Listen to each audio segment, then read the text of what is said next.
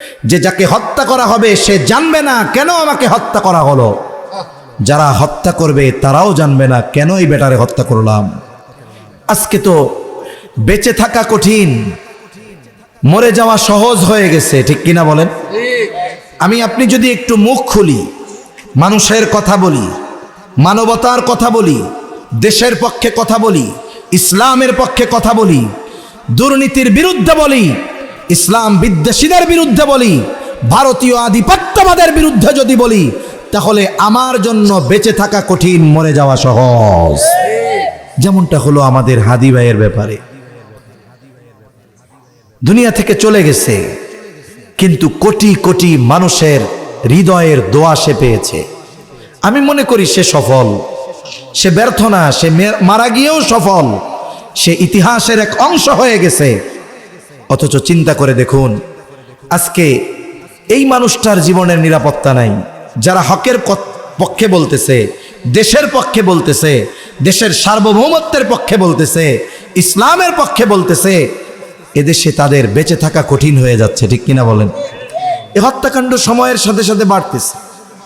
ব্যক্তিগত কারণে, পারিবারিক কারণে, সামাজিক কারণে, অর্থনৈতিক কারণে, রাজনৈতিক কারণে, প্রভাব প্রতিপত্তি বিস্তারকে কেন্দ্র করে নিজের ক্ষমতাকে পাকাপোক্ত করার জন্য পথ ক্লিয়ার করার কারণে একের পর এক হত্যাকাণ্ড আছে না নাই?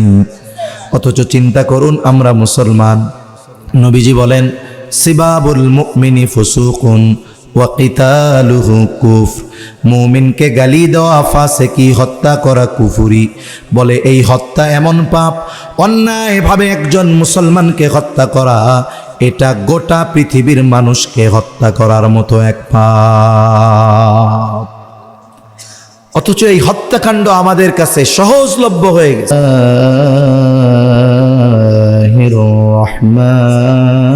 রহমানির রহিম। ইন্নাল্লাহা ইনদাহু ইলমুস সাআহ وينزل الغيث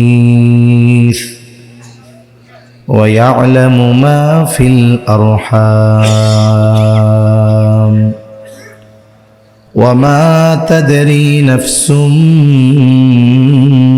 ماذا تكسب غدا وما تدري نفس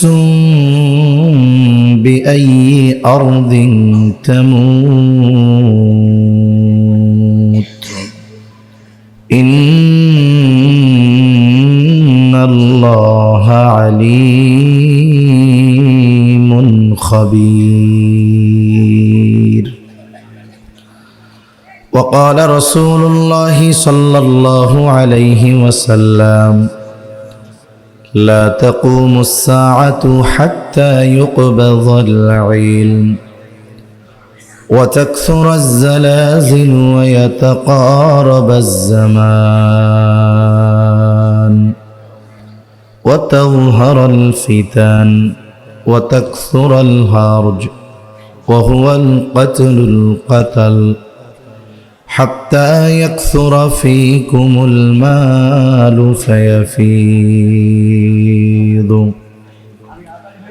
أو كما قال النبي صلى الله عليه وسلم صدق الله العلي العظيم وصدق رسوله النبي الكريم ونحن على ذلك لمن الشاهدين والشاكرين والحمد لله رب العالمين.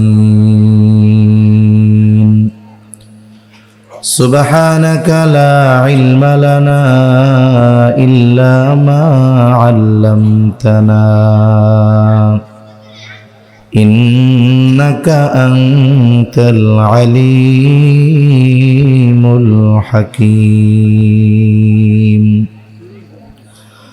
اللهم صل على محمد وعلى آل محمد كما صليت على إبراهيم وعلى آل إبراهيم إنك حميد مجيد اللهم بارك على محمد وعلى آل محمد كما باركت على إبراهيم وعلى آل إبراهيم إنك حميد مجيد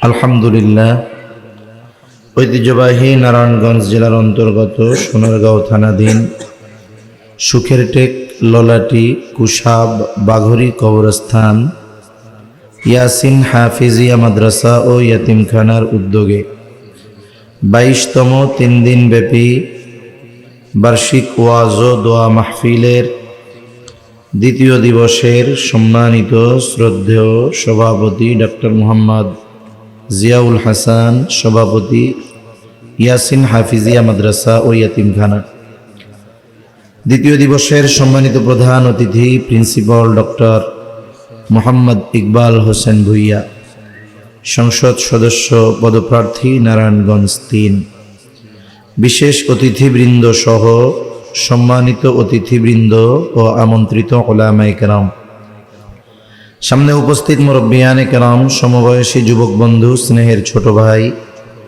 মাইকের আওয়াজ যত দূরে যায় নিজ নিজ স্থানে অবস্থানরতা সম্মানিতা শ্রদ্ধা মা ও বোন, আল্লাহ তাআলার দরবারে অগণিত শুকর যে মহান মালিক আমাদের বিজ্ঞ উলামা হযরতদের জবানে খুবই গুরুত্বপূর্ণ কথা শ্রবণ করবার, সেই ধারাবাহিকতায় কিছু দ্বীনি কথা বলবার শ্রবণ করবার সুযোগ যে মহান মানিব দান করেছেন, সে মহান মানিবকে খুশি করার জন্য মহব্বতের সাথে অন্তর থেকে জবান খুলে কালিমাতুশ শুকর পাঠ করি আলহামদুলিল্লাহ।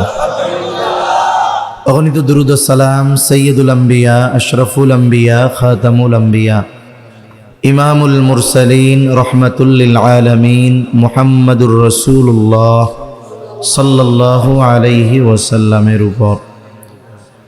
সম্মানিত উপস্থিতি, বিজ্ঞ উলামা হযরতগণ খুবই গুরুত্বপূর্ণ আলোচনা করেছেন। রেজাউল করিম আবরার ভাই আলোচনা করেছেন।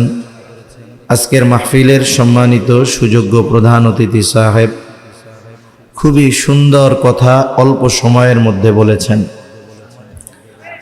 আলহামদুলিল্লাহ, দেখে বোঝার উপায় নাই, সবাই বলবে একজন আলেম। সবচাইতে বড় বিষয় হলো যে কোরআন তিলাওয়াত করলেন একেবারে সহিহ শুদ্ধ।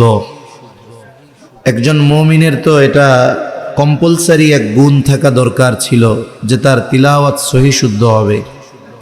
আমরা দোয়া করি আল্লাহ তাআলা মুহতারাম ওনাকে ইসলামের খেদমতে, দেশের খেদমতে, দ্বীনের খেদমতের জন্য কবুল করেন। সম্মানিত উপস্থিতি, যেহেতু 3 দিন ব্যাপী মাহফিল আগামী দিনও হবে, গতদিন আপনারাই শুনছেন, আগামী দিন আপনারাই শুনবেন। রাতও অনেক, 11টার কাছাকাছি। একেবারে অতি অল্প সময়ে কিছু কথা আপনাদের খেদমতে পেশ করবার নিয়তে পবিত্র কোরআনুল কারীমের প্রসিদ্ধ একটি সূরা, সূরা লোকমানের সর্বশেষ আয়াত ও রাসূল আকরাম সাল্লাল্লাহু আলাইহি ওয়াসাল্লামের অগণিত হাদিস থেকে একটা হাদিস পাঠ করেছি। আল্লাহ তাআলার কাছে তৌফিক চাই, আল্লাহ তাআলা কিছু কথা বলার তৌফিক দেন যেগুলো আমাদের সবার দুনিয়া আখিরাতের জন্য কল্যাণকর হয়। যে আয়াতখানা আপনাদের খেদমতে তিলাওয়াত করেছি, এই আয়াতের মধ্যে আল্লাহ সুবহানাহু ওয়া তাআলা গায়েব সম্পৃক্ত 5টি বিষয়ের কথা বলেছেন। কয়টি বিষয়? 5টি বিষয়ের কথা আল্লাহ তাআলা বলেছেন। আর আমাদের পরিচয় দিতে গিয়ে কোরআনুল কারীমের প্রথম ও সর্ববৃহৎ সূরা, সূরা বাকারার মধ্যে আল্লাহ তাআলা বলেন আল্লাযীনা ইউমিনুনা বিল গায়ব। আমরা যে ইমানদার, আমরা যে মুত্তাকি, আমাদের পরিচয় দিতে গিয়ে আল্লাহ তাআলা সূরা বাকারার শুরুতেই বলেন আল্লাযীনা ইউমিনুনা বিল গায়ব। ইমানদার তো তারা, মুত্তাকি তো তারা যারা গায়েবের উপরে ঈমান এনেছে। আমি ওই গায়েব সম্পৃক্ত একটি আয়াতই আপনাদের খেদমতে তিলাওয়াত করেছি, যেই আয়াতে আল্লাহ সুবহানাহু ওয়া তাআলা গায়েব সম্পৃক্ত 5টি বিষয়ের কথা বলেছেন। কয়টি বিষয়? 5টি বিষয়। এবং অপর এক আয়াতে আল্লাহ তাআলা এই 5টি বিষয়কে মাফাতিহুল গায়েব, গায়েবের চাবি হিসাবে অভিহিত করেছেন। মুফাসসিরিনে কেরাম বলেন, এই পৃথিবীতে গায়েব সম্পৃক্ত যত বিষয় আছে সবগুলো কোনো না কোনোভাবে এই 5টি বিষয়ের সাথে সংযুক্ত। এই 5টি বিষয়ের সাথে সম্পর্ক রাখে পৃথিবীর যত গায়েব সম্পৃক্ত বিষয় আছে। এজন্য আমি এই আয়াতকে সামনে রেখে লম্বা আলোচনা করব না, অধৈর্য হবেন না আশা করি ইনশাআল্লাহ। তা আল্লাহ তাআলা এই আয়াতে বলেন, ইন্নাল্লাহা ইনদাহু ইলমুস সাআহ। 1 নম্বরেই আল্লাহ তাআলা বলেন, নিশ্চয়ই কিয়ামতের ইলম একমাত্র আল্লাহ তাআলার নিকট। কিয়ামত কখন সংগঠিত হবে এর সুনির্দিষ্ট সময় দুনিয়ার কেউ জানে না, তবে কিয়ামত হবে এ ব্যাপারে কোনো সন্দেহ নাই, কারণ কিয়ামত সংগঠিত হওয়ার ওয়াদা দিয়েছেন আল্লাহ, আর এই ওয়াদার সত্যায়ন করেছেন সব নবী রাসূলগণ। এই যে দুনিয়াতে হাজারো অন্যায়, অপরাধ, পাপাচার, এই পাপাচার অথবা ভালো কাজ উভয়টার পূর্ণ প্রতিদান আল্লাহ তাআলা কিয়ামতের দিন দিবেন। আল্লাহ বান্দাকে ঠকাবেন না। দুনিয়াতে যারা ভালো কাজ করে, নেকের কাজ করে, দ্বীনি কাজ করে, দ্বীনের জন্য জীবন দেয়, এই মানুষগুলোর পূর্ণ প্রতিদান দুনিয়াতে দেওয়া সম্ভব নয়। আল্লাহ দিবেন, তবে কবে? ওই কিয়ামতের দিন। এজন্য আল্লাহ তাআলা বলেন, ওয়া ইন্নামা তুওয়াফাউনা উজুরাকুম ইয়াউমাল কিয়ামাহ। আল্লাহ বলেন, কিয়ামতের দিন তোমাদের দুনিয়ার কর্মের পূর্ণ প্রতিদান দেওয়া হবে। এই জন্য কিয়ামত প্রতিষ্ঠিত হবে, সংগঠিত হবে, এর ওয়াদা দিয়েছেন আল্লাহ। তবে কখন সংগঠিত হবে, এই সংগঠিত হওয়ার সুনির্দিষ্ট সময় একমাত্র যিনি জানেন তিনি কে? কিয়ামতের উপরে আমাদের সবার ঈমান আছে, বিশ্বাস আছে না নাই? আছে। তবে কখন সংগঠিত হবে এটা নবীজিও জানেন না। কখন সংগঠিত হবে এটা ফেরেশতাদের সরদার, ওহীর বাহক জিবরাইল আলাইহিস সালামও জানেন না। আমাদের দেশে কিছু ভাইরা আছে, তারা বলে নবীজি আলিমুল গায়েব, নবীজি হাজের নাজের। আসলে তাদের অজ্ঞতা আর জানার কমতির কারণে বলে। নবীজি হাজের নাজেরও নয়, নবীজি আলিমুল গায়েবও নয়। আলিমুল গায়েব হাজের নাজের আল্লাহ, আর নবীজি আলিমুল গায়েব না হওয়ার কারণে, হাজের নাজের না হওয়ার কারণে আমার আপনার নবীজির সম্মান বিন্দু পরিমাণও কমে যাবে না।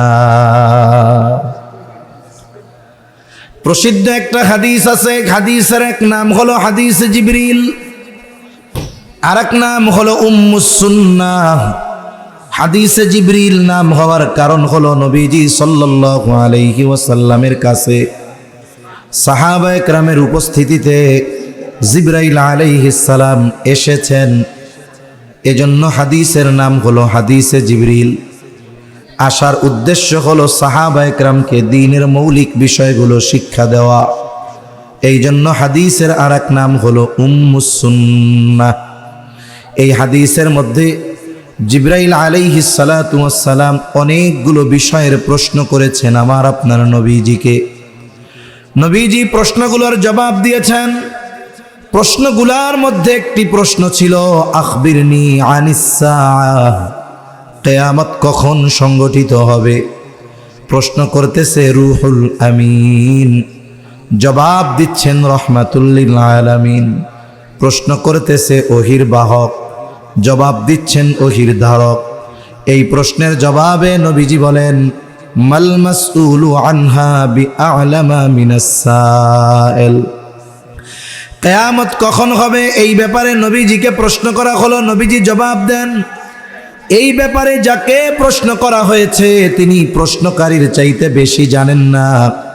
তার মানে কেমন যেন নবীজি বলেন, ভাই জিবরিল, কিয়ামত কখন হবে এই ব্যাপারে তুমিও যা জানো আমিও তা জানি।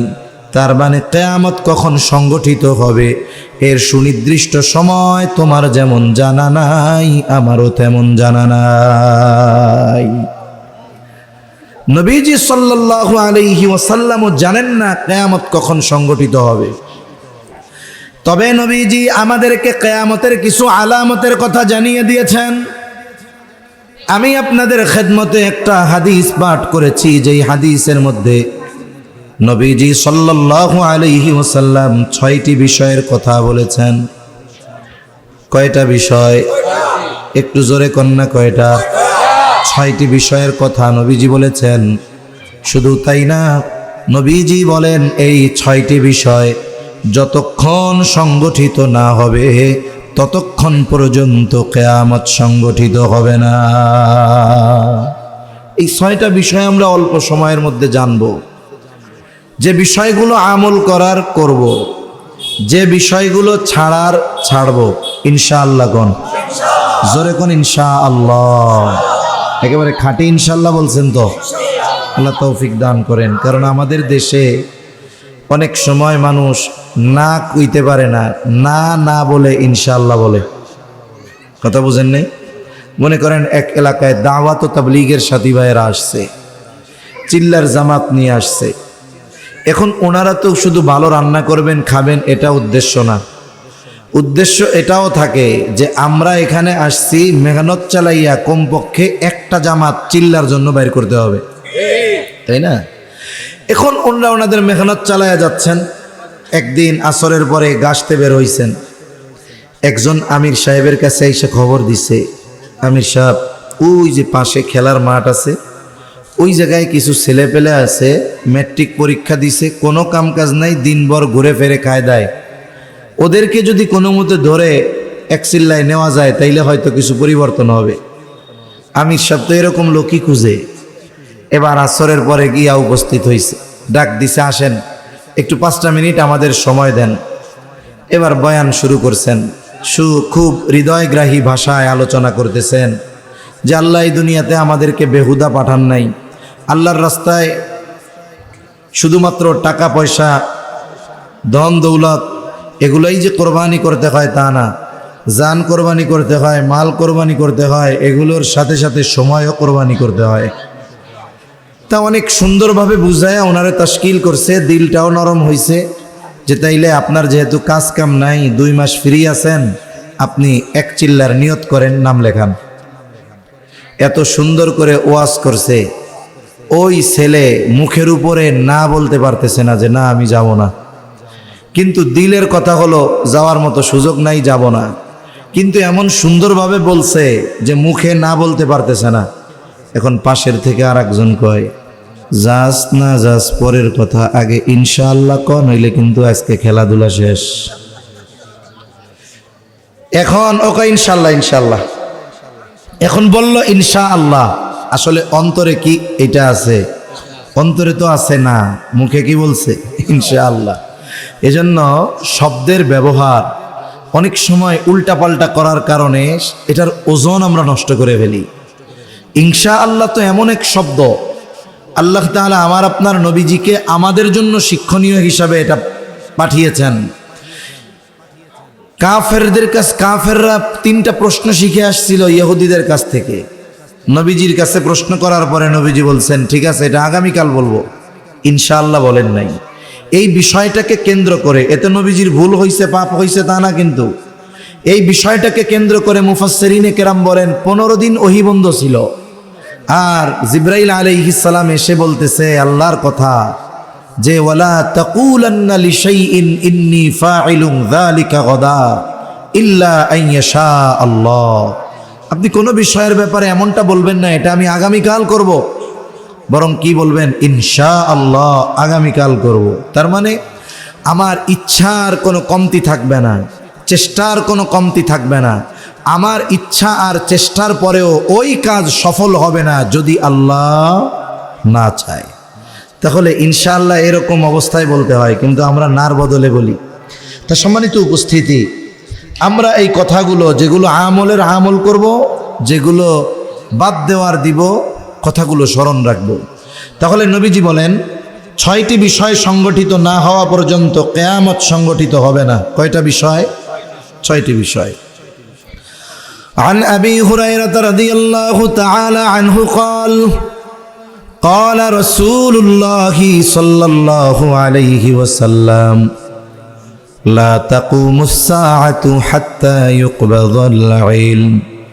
নবীজি সাল্লাল্লাহু আলাইহি ওয়াসাল্লাম বলেন, ততক্ষণ পর্যন্ত কিয়ামত সংগঠিত হবে না যতক্ষণ না ইলম উঠিয়ে না নেওয়া হবে। তার মানে কিয়ামতের আগে আল্লাহ তাআলা ইলম উঠিয়ে নিয়ে যাবেন। কোন পদ্ধতিতে আল্লাহ তাআলা ইলম উঠিয়ে নেবেন, এই বিষয়টাকে সামনে রেখে আমাদের গ্রাম অঞ্চলে মানুষেরা এক সময় বলতো যে আল্লাহ তাআলা কিয়ামতের আগে কোরআন হাদিস উঠায় নিয়ে যাবে। তবে বাস্তবতা হলো এমনটা নয়। কোরআনও থাকবে, হাদিসও থাকবে, এরপরেও আল্লাহ ইলম কিভাবে উঠায় নিবে। গ্রামের মানুষ এক সময় এই বিষয়কে সামনে রেখে বলতো যে ইমাম সাহেব সূরা ফাতিহা পড়ার জন্য ফজরের নামাজে তাকবীরে তাহরিমা বলবে, হাত বাঁধবে, সানা পড়বে, আউযু বিল্লাহ বিসমিল্লাহ পড়বে। এখন যেই সূরা পড়বে সেই সূরার নাম হলো ফাতিহা, কিন্তু দেখা যাবে ইমাম সাহেব সূরা ফাতিহা ভুলে গেছে। উনি দাঁড়ায় থাকবেন, মনে করবেন হয়তো আমাকে পেছন থেকে মুসল্লিরা স্মরণ করায় দিবে, কিন্তু অবস্থা তো এমন মুসল্লিরাও ভুলে যাবে। এইবার দীর্ঘ সময় পর ইমাম সাহেব নামাজ ছেড়ে দিয়ে মসজিদের তাক থেকে কোরআন হাতে নিয়ে সূরা ফাতিহা দেখতে যাবে, কিন্তু কোরআন খুলে দেখবে কোরআনের পাতাগুলোর মধ্যে কোনো লেখা নাই, সব পাতা সাদা হয়ে গেছে। এটা আগের মানুষ গল্পে বলতো যে এইভাবে এক রাত্রে আল্লাহ কোরআন উঠায় নিয়ে যাবে, অথচ বিষয়টা এমন নয়। বরং কোরআন লেখায় থাকবে, হাদিস লেখায় থাকবে, এরপরেও ইলম আল্লাহ কিভাবে উঠায় নিবেন। কোরআন আর হাদিস ইলমের উৎস, কোনো সন্দেহ নাই। তবে আল্লাহ তাআলা ইলমের হেফাজত করেন আলেমদের মাধ্যমে। আলেমদের মাধ্যমে আল্লাহ তাআলা ইলমের হেফাজত করেন। রাসূলুল্লাহ সাল্লাল্লাহু আলাইহি ওয়াসাল্লাম এই জন্য বলেন, আল্লাহ তাআলা বান্দার অন্তর থেকে একসাথে ইলম উঠায় নিবেন না। এমনটা হবে না যে সারা পৃথিবীর হাফেজে কোরআনেরা এক রাত্রে কোরআন ভুলে যাবে, মুফতি সাহেবেরা সব মাসলা মাসাইল ভুলে যাবে, মুহাদ্দিস সাহেবরা সব হাদিস ভুলে যাবে। এমনটা হবে না। তাহলে কেমনে আল্লাহ ইলম উঠায় নিবে? নবীজি বলেন, ওয়ালাকিন ইয়াকবিদুল ইলমা বিকবজিল উলামা, বরং আল্লাহ আলেমদেরকে উঠিয়ে নেওয়ার মাধ্যমে ইলম উঠায় নিয়ে যাবে। কোরআন থাকবে, হাদিস থাকবে, কোরআন হাদিস বোঝানোর মতো ব্যক্তি থাকবে না। সময়ের সাথে সাথে এই অবস্থা কমতে থাকবে, কারণ আজ থেকে অতীতে যারা ছিলেন তাদের কোরআন হাদিসের বুঝ যেমন ছিল, এখন যারা আছে তাদের তেমন না। আবার এনারা চলে যাবেন, এনাদের পরে যারা আসবে যোগ্যতায়, ইলমি বুঝ আর তাকওয়ায় তাদের চাইতে তারা হবেন নিচু। সময়ের সাথে সাথে এক সময় এই অবস্থাটা শূন্যের কোঠায় পৌঁছায়া যাবে। নবীজি বলেন, ওই সময়টাতে মানুষেরা জাহেলদেরকে ধর্মীয় নেতা হিসাবে গ্রহণ করবে, তাদের কাছে ফতোয়া জিজ্ঞাসা করবে, আর ওই জাহেল মন গড়া ফতোয়া দিয়ে দিবে। ফতোয়া জিজ্ঞাসাকারী আর প্রদানকারী উভয়ে পথভ্রষ্ট হয়ে যাবে। এজন্য কোরআন লেখায় থাকবে। বরং এখন তো কোরআনুল কারীম আগের চাইতে আরো সুন্দর। আমরা ছোটবেলায় যে কোরআন পড়ছি, দেখা যাইতো অনেক সময় ছাপাখানার ভুলের কারণে কফ হয়ে যাইতো ফা, ফা হয়ে যাইতো কফ। যে জায়গায় একটা ফোঁটা পড়বে ছাপাখানার ভুলে দুইটা পড়ে গেছে। অথচ এখনের কোরআনগুলো কত সুন্দর, বাইন্ডিং করা, আবার কালার পেপার আলাদা আলাদা ভাবে কালার দেওয়া, বলে ওয়াজিব গুন্না হলুদ কালার, একফা গুন্না সবুজ কালার। পাতাগুলো নিউজ প্রিন্টের নয়, বলে এই পাতাগুলো পানিতে ভিজলেও কিছু হয় না, কিন্তু আফসোস, কোরআনের ছাপা লেখা চকচকা ঝকঝকা হয়েছে, কিন্তু বলেন তো সময়ের সাথে সাথে কোরআনের আমল কমেছে না বেড়েছে? চাকচিক্যতা বাড়ছে, আমল কমছে। নবীজি সাল্লাল্লাহু আলাইহি ওয়াসাল্লাম আর হাদিসে বলেন, ইউশিকু আন ইয়াতিয়া আলান নাসি জামান লা ইয়াবকা মিনাল ইসলামি ইল্লা ইসমুহু ওয়া লা ইয়াবকা মিনাল কুরআনি ইল্লা রাসমুহু মাসাজিদুহুম আমিরাতুন ওয়া হিয়া খারাবুম মিনাল হুদা। নবীজি সাল্লাল্লাহু আলাইহি ওয়াসাল্লাম বলেন, অচিরে এমন এক জামানা আসবে, এমন এক সময় আসবে যখন ইসলাম শুধু নামে থাকবে। মানুষকে যদি জিজ্ঞাসা করা হয় তোমার ধর্ম কি, তোমার দিন কি, বলবে ইসলাম। নিজের পরিচয় দিবে আমি মুসলিম, কিন্তু শুধু নামেই থাকবে মুসলিম, পরিচয় দিবে ধর্ম ইসলাম, কিন্তু ইসলামের নাম গন্ধ মানুষের মধ্যে থাকবে না, ইসলামী অনুশাসন থাকবে না। ব্যক্তি থেকে নিয়ে রাষ্ট্র, সংসার থেকে নিয়ে সংসদ, কোথাও ইসলাম নাই। আছে? ব্যক্তিগত জীবনেও তো ইসলাম নাই। ইসলামের কিছু বিষয় আছে ব্যক্তি নিজে মানবে, কিছু বিষয় আছে বাস্তবায়নের জন্য শরঈ শাসন দরকার, সেটা একদিকে রাখলাম। কিন্তু ব্যক্তিগতভাবে যেই বিষয়গুলো মানার সুযোগ আছে, আমরা ইসলামের ওই বিষয়গুলোও ঠিকমতো মানি না। এরপরে নবীজি বলেন, ওয়ালা ইয়াবকা মিনাল কুরআনি ইল্লা রাসমুহু, ইসলাম থাকবে না, নামে থাকবে, কোরআন থাকবে, বলে শুধু লেখায় থাকবে, কিন্তু কোরআনের আমল মানুষের মধ্যে থাকবে না। আমল তো এক পাশে রাখেন, একটা সময় তো প্রত্যেকটা ঘরে সকালবেলায় সন্ধ্যাবেলায় কোরআনের তিলাওয়াত হতো, কিন্তু আফসোস এখন সকাল সন্ধ্যায় কোরআনের তিলাওয়াত আমাদের ঘরগুলোতে নাই। আমরা ছোটবেলায় দেখছি, তখন কারেন্ট ছিল না, মোবাইল ইন্টারনেট কিচ্ছু ছিল না, এক ভালো জীবন ছিল তখন। সকালবেলায় মানুষেরা তাড়াতাড়ি ঘুমিয়ে যাইতো এশার নামাজের পরপর, লম্বা ঘুম। দেখা যাইত সুবহে সাদিকের 1-1.5 ঘন্টা আগে মানুষের ঘুম ভেঙে যাইত। মহিলারা উঠে যাইত, উঠান ঝাড়ু দিয়ে পরিষ্কার করত, বাহির বাড়ি রাস্তাটাও ঝাড়ু দিয়ে দিত। এখনো সুবহে সাদিকের বাকি 40 মিনিট, আধা ঘন্টা। এবার বাড়ির পুরুষদেরকে ঘুম থেকে উঠায়া দিত। পুরুষেরা উঠে অজু করে, মহিলারা পুরুষেরা তাহাজ্জুদের সালাতে দাঁড়ায় যাইত। এখন তো ঘরের মধ্যে তাহাজ্জুদ এটা কল্পনা, অথচ একটা সময় ছিল প্রত্যেকটা মুসলমানের বাড়িতে তাহাজ্জুদ এটা স্বাভাবিক এক ইবাদত ছিল। নারী পুরুষ তাহাজ্জুদের সালাতে দাঁড়ায় যাইত, যায় নামাজে অপেক্ষমান। ইতিমধ্যে মসজিদ থেকে আজানের আওয়াজ, মহিলারা ওই অবস্থায় ফজরের নামাজ শেষ করে ফেলত। আর পুরুষেরা বাড়ির অন্যান্য যারা ছিল সবাইকে ডেকে মসজিদে নিয়ে যাইত। মক্তব আর এই নামাজের জন্য প্রস্তুতি নিয়ে আমরা বের হয়ে যাইতাম। ফজরের নামাজ পড়ে আমরা মক্তবে, আর বাড়ির পুরুষেরা ফজরের পরে তাসবিহ তাহলিল শেষ করে বাড়িতে চলে আসতো। মধ্যে লম্বা একটা সময় আজান থেকে নিয়ে, এই সময়ের মধ্যে মহিলাদের নামাজ শেষ, কোরআন তিলাওয়াত শেষ। এইবার তারা হালকা নাস্তা, চা, মুড়ি, গুড় মুড়ি নিয়ে বাড়ির অন্যান্য পুরুষদের জন্য অপেক্ষায় থাকত। এইবার সকালের হালকা নাস্তা করবার পর মহিলারা সংসারের অন্য কাজে ব্যস্ত হয়ে যাইত। আর প্রতিটা পুরুষ কেউ বারান্দায়, কেউ বা কাচারি ঘরে কোরআন তিলাওয়াতের আমল শুরু করে দিত। প্রত্যেকটা মুসলমান বাড়িতে এই আমল ছিল এক সময়। পড়া শুদ্ধ হোক কিংবা অশুদ্ধ সেটা পরে, কমপক্ষে সকালবেলা শুরু হতো কোরআন তিলাওয়াত দিয়ে। কমপক্ষে কোরআনের আয়াতগুলার নিচে হাতটা চালাইতো। যখন পড়া শেষ হতো কোরআনটারে বুক কপালে চুমা দিয়া এরপরে আবার গিলাফে রাখতো। সন্ধ্যায় আবার নামাবে।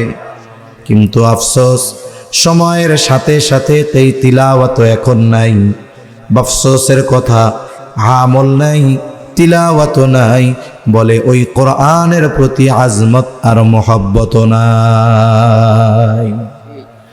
অনেক বাড়িতে কোরআন এতদিন তাকে রইছে, এক সময় উই পোকায় কেটে দিছে, এবার আইনা মসজিদে কয় হুজুর ধরেন বাঁচান। আবার কতজন 15 বছর আগে মা মারা গেছে, বাবা মারা গেছে, কোরআন বাইর করছিল, ওই যে বেঁধে রাখছে বাইর করে না, অপেক্ষায় আছে মা মরলে বাইর করবে, আছে না নাই?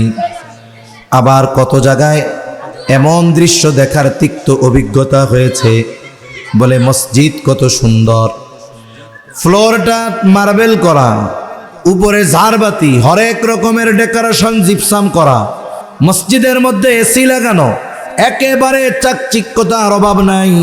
নবীজি কেমন যেন 1500 বছর আগে এই কথাগুলোই বলেছেন, মাসাজিদুহুম আমিরাতুন ওয়া হিয়া খারাবুন মিনাল হুদা, মসজিদগুলো হবে চাকচিক্যময় কিন্তু হেদায়েত শূন্য।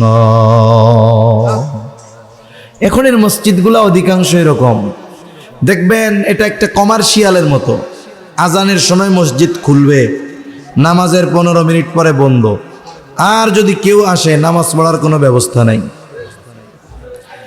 আবার কিছু মসজিদে এমনটা দেখছি, এরকম চাকচিক্যময় মসজিদ, মসজিদের তাকে রাখা আছে কোরআন, মুসল্লিদের কোরআন পড়ার টাইম নাই, কারণ মসজিদ সাথে সাথে নামাজ শেষ বন্ধ হয়ে যায়।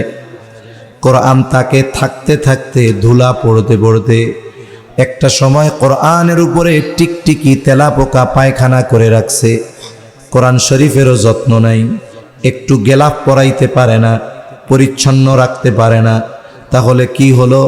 বলে কোরআনের আমলও নাই, তিলাওয়াতও নাই। কিয়ামতের আগে জলজলা, ভূমিকম্প বেড়ে যাবে, ভূমিকম্প বাড়বে। 21 শতাব্দীতে ভূমিকম্প বেড়েছে, এটা ভূতত্ত্ববিদদের কথা। কেন ভূমিকম্প হয়? ভূতত্ত্ববিদরা বলে টেকটনিক প্লেটের নড়াচড়ার কারণে হয়। টেকটনিক প্লেটের নড়াচড়া, চাপ বা ঘর্ষণের কারণে ভূমিকম্প হয়। পৃথিবীতে প্রতিনিয়ত ভূমিকম্প হয়, ভূতত্ত্ববিদরা বলে প্রতিনিয়ত ভূমিকম্প হয়, ডেলি 50,000-এর উপরে, তবে মাত্রা কম। কেন? ধাক্কা আসতে, ঘর্ষণ আসতে, চাপ আসতে, তবে মাঝে মধ্যে কয়েক সেকেন্ডের জন্য চাপটা একটু বেশি, ধাক্কাটা একটু বেশি, ঘর্ষণটা একটু বেশি। তখন কি হয়? বলে এই যে কয়েক সপ্তাহ আগে যেই ভূমিকম্প হয়েছে, মোটামুটি বিল্ডিংয়ের মধ্যে যারা ছিল তারা টের পেয়ে গেছে। ভূমিকম্প জমিনে সংগঠিত একটি বিপর্যয়, মুসিবত। এটা এমন এক বিপর্যয় যে দুনিয়ার সারা প্রযুক্তি মিলেও এটার পূর্বাভাস দেওয়ার ক্ষমতা রাখে না। স্বাভাবিক যখন কোনো বড় ঝড় হবে, এর আগে আবহাওয়াবিদরা সতর্কতা দেয় আমাদের। কেন? বলে স্যাটেলাইট আবহাওয়ার অবস্থা নির্ণয় করে আমাদেরকে একটা সতর্কতা দেয়। কি বলে? বলে এই ঘূর্ণিঝড়টা বঙ্গোপসাগর থেকে 1000 মাইল দক্ষিণে অবস্থান করতেছে, বা 1000 কিলোমিটার দক্ষিণে। গতিবেগ কত? বলে বাতাসের গতিবেগ ঘন্টায় 100 কিলোমিটার। এখন ওই উত্তর থেকে দক্ষিণে যদি বাতাস প্রবাহিত হয়, তাহলে উপকূলে আসতে ওই ঘূর্ণিঝড়টার সময় লাগবে 10 ঘন্টা। কয় ঘন্টা? বাতাসের দিক এবং গতি, এই দুটো বিষয়কে নির্ণয় করে তখন ওই আবহাওয়াবিদরা বলে যে বঙ্গোপসাগর থেকে 100 মাইল দক্ষিণে, 100 কিলোমিটার দক্ষিণে আছে, বাতাসের গতিবেগ ঘন্টায় 100 কিলোমিটার।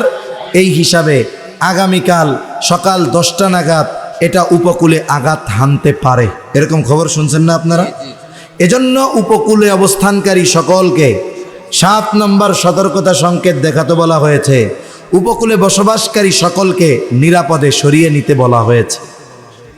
এই মুসিবতের একটা সময় পাওয়া যায়, আল্লাহ তাআলা জ্ঞান দিছেন, এই জ্ঞানকে কাজে লাগিয়ে।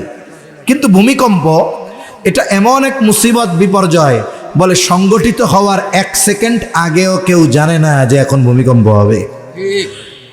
এই অবস্থা, এমন এক বিপর্যয় কেন হয়? ভূতত্ত্ববিদরা বলে টেকটনিক প্লেটের নড়াচড়া বেড়ে যাওয়ার কারণে। তা টেকটনিক প্লেটের নড়াচড়া বাড়ে কেন? এই জবাব তাদের কাছে নাই, এ জবাব দিয়েছেন আল্লাহ। কে? জোরে বলেন, আরো জোরে, কে? আল্লাহ তাআলা বলেন, যাহারাল ফাসাদু ফিল বাররি ওয়াল বাহরি বিমা কাসাবাত আইদিন নাস লিয়ুযীকাহুম বা'দাল্লাযী আমিলু লাআল্লাহুম ইয়ারজিউন। আল্লাহ তাআলা বলেন, জলে স্থলে যত ধরনের বিপর্যয় হয়, সব বিপর্যয় এগুলো মানুষের হাতের কামাই। তার মানে এগুলো হওয়ার কারণ হলো আমাদের পাপ। আল্লাহ তাআলা বলেন, বান্দারে, যেই পরিমাণ পাপ তোমরা করো সেই পরিমাণ শাস্তি আমি আল্লাহ তোমাদের দেই না। যেই পরিমাণ পাপ আমরা করি, যদি ওই পরিমাণ শাস্তি আসতো তাহলে পৃথিবীতে আবার একটা মহাপ্লাবন হয়ে যাইত। আল্লাহ বলেন, লিউযীকাহুম বা'দাল্লাযী আমিলু, আমাদের পাপ সমূহের থেকে সামান্য পাপের সামান্য কিছু স্বাদ আল্লাহ আমাদের আস্বাদন করায়। সামান্য পাপের শাস্তি আল্লাহ আমাদের আস্বাদন করান, এটা অতি সামান্য। তবে যেই শাস্তি আল্লাহ দেন এটা আমাদেরকে মেরে ফেলার জন্য দেন না। কেন দেন? আল্লাহ তাআলা বলেন, লাআল্লাহুম ইয়ারজিউন। এই যে শাস্তি দেওয়া হয়, পানিতে কি হয়? বলে জলোচ্ছ্বাস হয়, সিডর হয়, আয়লা হয়, লায়লা হয়। স্থলে কি হয়? বলে ভূমিকম্প, ভূমিধস, অতিবৃষ্টি, অনাবৃষ্টি, অতি খরা। কেন হয়? আল্লাহ বলেন, লাআল্লাহুম ইয়ারজিউন। এই যে শাস্তি আল্লাহ সাধন করান, এটার উদ্দেশ্য হলো বান্দা যেন পাপের পথ পরিহার করে আল্লাহর পথে প্রত্যাবর্তন করে। যেমন একজন ছাত্র যদি অন্যায় করে, শিক্ষক তাকে শাস্তি দিল অন্যায়ের কারণে, বাবা শাস্তি দিল সন্তানকে অন্যায়ের কারণে। দেখা গেল শাস্তি দেওয়ার পরে ওই অন্যায় ছাড়ে নাই, আরো বাড়াইছে। ওই অন্যায় এখনো ছাড়ে নাই, আরো বাড়ছে। বলেন তো, পরবর্তীতে ওই অন্যায়ের কারণে শাস্তির মাত্রা আগের চাইতে কম হবে না বেশি হবে? বেশি। আল্লাহ তাআলা বলেন, বান্দা কেন শাস্তি আস্বাদন করাইলাম? লাআল্লাহুম ইয়ারজিউন, যাতে করে তোমরা প্রত্যাবর্তন করো, পাপের পথ থেকে ফিরো, গুনার পথ থেকে ফিরো, শয়তানের পথ থেকে ফিরে যেন তোমরা আল্লাহর পথে চলে আসো, এই জন্য। কিন্তু বলেন তো, 5.7 মাত্রার ভূমিকম্প হয়েছে, কি অবস্থা! আমি তখন ঢাকার মধ্যে, মনে হইতেছিল এখনই ছাদ আমার উপরে পড়ে যাবে। খাট কাঁপতেছিল, শোকেসগুলো বাড়ি খাচ্ছিল, বাহিরে মানুষের আর্তনাদ, চিৎকার, সব মানুষ ভয়ে বের হয়ে আসছে। মনে হচ্ছিল যেন কিয়ামত হয়ে গেছে, এমন এক অবস্থা। তাহলে আল্লাহ এই পরিস্থিতি কেন সৃষ্টি করলেন? যাতে আমরা আল্লাহর দিকে ফিরি। এখন বলেন তো, এই ভূমিকম্প তো হলো, কিন্তু আমাদের মসজিদগুলোতে ফজরের নামাজে মুসল্লি বেড়েছে নাকি? আল্লাহ তো দিছিলেন যে মসজিদমুখী হও, এজন্য। চায়ের দোকানে অহেতুক আড্ডা কমেছে নাকি? মানুষের উপরে জুলুম, অত্যাচার, এগুলো কমেছে নাকি? বলে না না, কিছুই কমে নাই, বরং আমরা তো দেখি আরো বাড়ে। তাহলে মনে রাখবেন, 5.7 মাত্রার ভূমিকম্প যদি আমাকে মসজিদে না আনতে পারে, যদি আমাকে পাপের থেকে ফেরাতে না পারে, অপেক্ষায় থাকতে হবে এরপরে যেটা আসবে সেটার মাত্রা আগের চাইতে আরো বাড়বে। এজন্য ভূমিকম্প বাড়বে, কিয়ামতের আগে পাপাচার বাড়বে এজন্য। তবে হ্যাঁ, পাপের আধিক্যতা যখন হবে তখন ভালো মানুষ যারা পাপাচারে লিপ্ত নয় তারাও হয়তো ধ্বংস হয়ে যাবে। নবী যখন বলতেছিলেন এই কথা, সাহাবায়ে কেরাম বলেন, ইয়া রাসূলুল্লাহ, আমাদের মধ্যে ভালো মানুষ থাকার পরেও আমরা ধ্বংস হয়ে যাব? ভালো মানুষ থাকবে এরপরেও ধ্বংস হব কেন? নবীজি বলেন, পাপের আধিক্যের কারণে।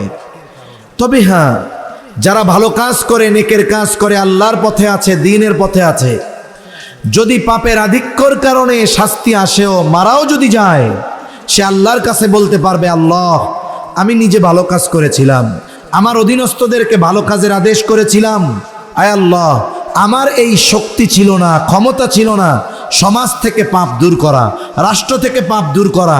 কিন্তু আপনি যতটুকু ক্ষমতা দিয়েছেন আমি চেষ্টা করেছি, হয়তো এই কারণে কিয়ামতে নাজাত পাওয়া যেতে পারে। এজন্য ভূমিকম্পের কারণ যেটা পাপ, আমাদের দ্বারা যেন এটা সংগঠিত না হয়, আল্লাহ তৌফিক দান করেন। 3 নম্বর নবীজি বলেন ওয়ায়াতাকারাবাজ জামান, কিয়ামতের আগে সময় সংকুচিত হয়ে যাবে।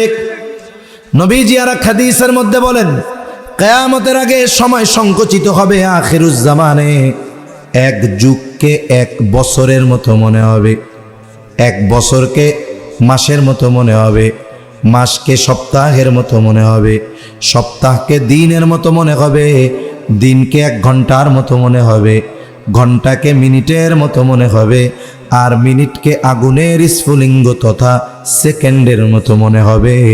মুফাসসিরিন মুহাদ্দিসিন কেরাম বলেন এর দ্বারা উদ্দেশ্য হলো কিয়ামতের আগে সময় বরকত শূন্য হয়ে যাবে, সময় থেকে আল্লাহ বরকত তুলে নেবেন। এজন্য এখনো মনে হয় কালকে আগামীকাল জুমাবার না, আমার মনে হচ্ছে আমি 2 দিন আগে জুমা পড়াইছি। ঘন ঘন জুমাবার আসতেছে, সময় বরকত শূন্য হয়ে গেছে। কেন? জাস্টিস মুফতি তকি উসমানী দামাত বরকাতুহুমুল আলিয়া সময়ের মূল্যায়ন নিয়ে এক বয়ানে উনি বলেন, আমরা ছোটবেলায় স্কুলে পড়ছি, ভ্যালু অফ টাইম কম্পোজিশন ছিল ইংরেজিতে, সময়ের মূল্য। মাদ্রাসায় পড়ছি কিমাতুল ওয়াক্ত, সময়ের মূল্য। এই যে সময়ের মূল্য, সময়টা হলো রাবারের মতো। মনে করেন এটা 10 ইঞ্চি, কয় ইঞ্চি? একটু কথা কন, সজাগ আছেন? তাকবীর দেন তো, নারায়ে তাকবীর, আরো জোরে নারায়ে তাকবীর, মাশাআল্লাহ। এটা মনে করেন 10 ইঞ্চি, কয় ইঞ্চি? এটা একটা রাবার, মনে করেন এটা একটা কি রাবার। এটার যদি আমি টান দেই এটা হবে 100 ইঞ্চি। 100 ইঞ্চি হইল, কিন্তু এটা কি রাবার থেকে স্বর্ণ হবে না রাবারই থাকবে? তার মানে বোঝা গেল সময় হলো এমন এক জিনিস রাবারের মতো। মানুষ তার কর্মের মাধ্যমে এটারে 100 ইঞ্চি বানায় ফেলতে পারে, মানুষ তার কর্মের মাধ্যমে এটারে 10 ইঞ্চি বানায় রাখতে পারে। এজন্য সময় তো লম্বা হয় তখন, বরকতময় হয় তখন, যখন মানুষ সময়টাকে নেকের কাজে অতিবাহিত করে। মানুষ যখন ভালো কাজে সময় অতিবাহিত করে, তার ব্রেন বলে যে হ্যাঁ সময়টা খুব ধীরে ধীরে যাচ্ছে, সময়টা খুব কি যাচ্ছে? ধীরে ধীরে যাচ্ছে। এটা আপনি পরীক্ষা করবেন, সবাই পরীক্ষা করবেন। যে কোনো ভালো কাজে দেখবেন সময় যায় আস্তে আস্তে। তারপর আমি একটা উদাহরণ দিব। আচ্ছা, মনে করেন আপনাদের মসজিদে ফজরের নামাজে ইমাম সাহেবের স্বাভাবিক সময় লাগে নামাজে 10 মিনিট। কয় মিনিট? 10 মিনিট। ইমাম সাহেব যদি দীর্ঘদিন থাকে, মোটামুটি মুসল্লিরা ইমামের অ্যাটিটিউড সম্পর্কে মোটামুটি জানা হয়ে যায়, ওনার ব্যক্তিগত সম্পর্কেও জানে, নামাজ কোন ওয়াক্তে কয় মিনিট লাগে, মোনাজাত কদ্দুর লম্বা করে সব জানে, স্বাভাবিক টাইম। আর মুসল্লিদের সামনে ঘড়িও থাকে। অনেক সময় মুসল্লি হয়তো হিসাবও করে যে হ্যাঁ 5:50 ফজরের নামাজে দাঁড়াইছে, প্রথম রুকুতে যায় উনি 5:54-তে, তারপরে সব মিলিয়ে নামাজ শেষ হয় 6টায়। ইমাম সাহেব চিন্তা করছে আজকে বৃহস্পতিবারের রাত, একটা আমল আছে যে বৃহস্পতিবার জুমাবার রাত্রে সূরা সাজদা আর সূরা দাহার, প্রথম রাকাতে সূরা সাজদা, দ্বিতীয় রাকাতে সূরা দাহার, 2টা সূরা, সর্বমোট 5 পৃষ্ঠা। অন্যান্য দিন ইমাম সাহেবের 10 মিনিট লাগে। কেন? উনি অন্যান্য দিন 10 মিনিট লাগার কারণ হলো উনি ফজরের নামাজে 2 পৃষ্ঠা তিলাওয়াত করে, প্রথম রাকাতে 1, দ্বিতীয় রাকাতে আরেক। ওই হিসাবে ওনার 5:54-তে প্রথমবার রুকুতে যায়। কিন্তু আজকের সূরা প্রথম রাকাতে কয় পৃষ্ঠা? 3 পৃষ্ঠা, দ্বিতীয় রাকাতে 2 পৃষ্ঠা। এখন আজকে তো 54 বেজে গেছে, হুজুর তো রুকুতে যায় না, আর টানটুন দিয়ে থামারও কোনো ভাব বরাদ্দ নাই। 54 থেকে যখনই 55 বাজে, ইমাম সাহেবকে মুসল্লিরা সিগন্যাল দেওয়া শুরু করে দেয়। কোন তো কিভাবে দেয়? এটা একটা জাতীয় সিগন্যাল। এ ব্যাপারে আমি এদেশে কোনো ইখতিলাফ পাই নাই, সবাই বলছে এটাই সিগন্যাল। এখন 55 পার হয়ে 56, 54 হয়ে গেছে, 55 হয়ে গেল, 56 হয়ে গেল, মিনিট 2টা বেশি লাগে গেল। এখনো কেন রুকুতে যায় না? এবার একজন না, পুরা মসজিদ ধইরা শুরু করছে। ইমাম সাহেব চিন্তা করে, হায় রে, আমারে আর ওরা এই আমল করতে দিবে না, কি হয় না হয়, আল্লাহু আকবার। এখন উনি নামাজ শেষ করলেন, অন্য দিনের চাইতে মনে করেন ওনার 5 মিনিট বেশি লাগছে। এখন 15 মিনিট লাগলো, 5 মিনিট বেশি লাগলো। এই 5 মিনিট উনি কি কোনো অহেতুক কাজে ব্যয় করেছেন? ঈমানের পরে সবচাইতে গুরুত্বপূর্ণ যেই আমল নামাজ, এই নামাজের মধ্যে উনি ব্যয় করছেন শ্রেষ্ঠ ইবাদত, যেখানে আল্লাহর সাথে বান্দার সরাসরি কথোপকথন হয়।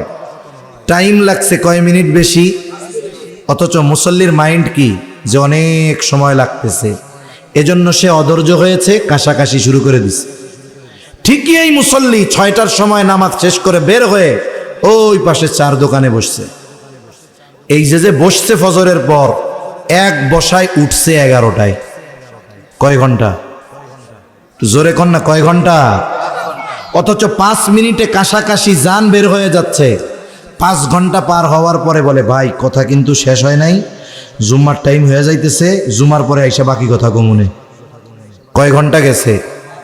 চোখের পলকে, কষ্টও লাগে নাই। এই 5 ঘন্টা সময় বরকত শূন্য, এজন্য দ্রুত তার সাথে চলে গেছে। মুসল্লিকে যদি ইমাম সাহেব বলে একটু ফজরের পরে কোরআন তিলাওয়াত করেন, ইয়াসিন সূরাটা পড়েন, যেহেতু সূরাটা মোটামুটি 5 পৃষ্ঠার কাছাকাছি, যখনই 1 পৃষ্ঠা 2 পৃষ্ঠা পড়ে, এবার মুসল্লির গলা ব্যথা, জিহ্বা ব্যথা, মাজা ব্যথা, কোমর ব্যথা, চোখের ব্যথা সব শুরু হয়ে যায়। এইবার সূরা ইয়াসিন 5টা পৃষ্ঠা শেষ করতে পারে না, 3 মিনিটের মাথায় উঠে চলে যায়। বলে, আমার মুরব্বী আর যুবক ভাই, কেউ মোবাইল শরীফ, কেউ টেলিভিশন শরীফ সামনে নিয়ে যখন বসে, মাজাও ব্যথায় না, কোমরও ব্যথায় না, চোখও ব্যথায় না, এক বসায় এক দেখায় 6 ঘন্টা চলে যায়, কষ্ট হয় না। খেলা দেখতেছে, খেলতেছে, ঘন্টা পার হয়ে গেছে, এত পরিশ্রম করে খেলতেছে, ফুটবল ক্রিকেট, গিরা ব্যথায় না? নামাজে কেরাত বেশি হইলে একটু গিরা ব্যথানো শুরু হয়ে যায়। কি বুঝতেছেন? ওই সময়গুলো অহেতুক গুনার কাজে, এজন্য দ্রুততার সাথে চলে যাচ্ছে। আল্লাহ প্রদত্ত যত নেয়ামত আছে এই দুনিয়ায়, সবচাইতে দামি নেয়ামত গুলার মধ্যে অন্যতম দামি নেয়ামত হলো হায়াত, সময়। মানুষ মারা যাবার পরে কথা বলে, রাসূলুল্লাহ সাল্লাল্লাহু আলাইহি ওয়াসাল্লাম বলেছেন, কথা বলে তবে দুনিয়ার মানুষ শুনতে পায় না। যদি শুনতে পাইতো তাহলে ভয়ে দাফন কাফন করা বাদ দিয়ে দিত। আমরা শুনি না, কিন্তু শোনেন কে? আরো জোরে বলেন না কে? এক ধরনের মানুষ এক এক ধরনের কথা বলে। যেই মানুষগুলো হায়াত কাজে লাগায় নাই, পাপের কাজে অতিবাহিত করে দিয়েছে, ওই মানুষগুলাও ওই মরার পরে হায়াতের মূল্য বোঝে, কিন্তু করার কিছু থাকে না।